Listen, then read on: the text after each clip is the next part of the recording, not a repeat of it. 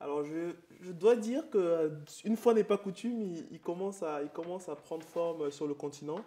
À la différence de ce qu'on peut voir effectivement dans les médias ou de manière générale les préjugés qu'on peut avoir à l'extérieur du continent, quand on est sur le continent africain, on se rend compte que de l'intérieur et finalement parmi les personnes qui sont les plus invisibles, il y a une vraie culture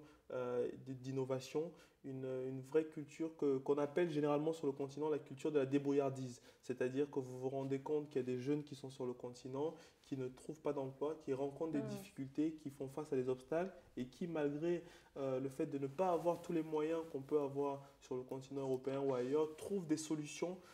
pour régler ces problèmes-là. Et ça, c'est les problèmes du quotidien. Par exemple, vous allez avoir notamment au Cameroun, on a un jeune Camerounais, par exemple, a fait face aux difficultés pour ses parents dans un village, par exemple, d'avoir des problèmes d'accès à la santé et qui a mis en place ce qu'on appelle un cardiopade, donc qui est un outil informatique qui permet à des personnes qui sont dans des villages reculés de pouvoir avoir accès à des services médicaux d'un cardiologue qui se trouve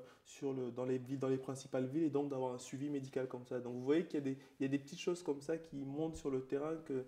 face à des difficultés, face